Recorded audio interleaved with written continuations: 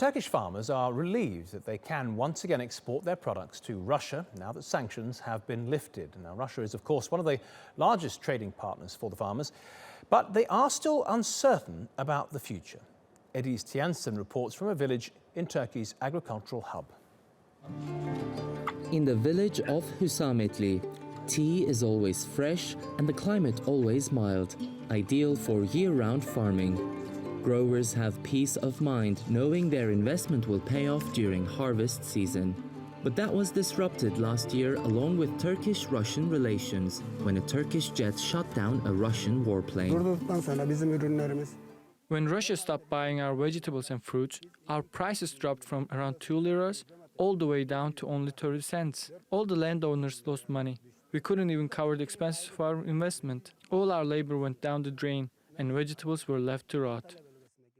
Russia has traditionally been one of the top buyers of Turkish agricultural produce, with more than $1 billion worth of exports every year.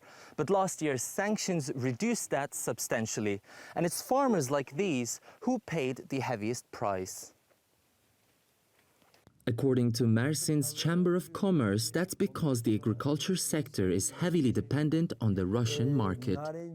Around 30% of our exporters deal with citrus fruits, and many of them faced serious difficulties after Russia's sanctions. It disrupted their expected cash flows, and they were suddenly forced to look for new, alternative markets and sell off for even at a loss. While agriculture is top of the export list, the tensions have affected every market.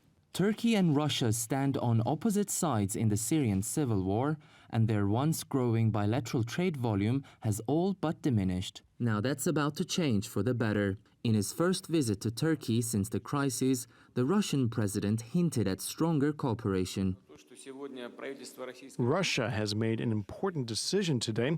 We will restart imports of some foods that were previously banned, especially citrus fruits, and other fruits and vegetables will be introduced to Russian markets.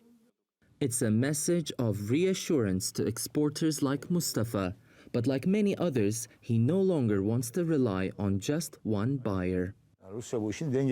In our markets, currently we depend on Russia. That's why we are trying to explore other markets. We have tried India and now we are pushing on Gulf countries and the rest of the Middle East. But until that happens, Turkey will have to walk a fine line between diplomatic disagreements and economic interests. Ediz Tiyansen, TRT World, Mersin in southern Turkey.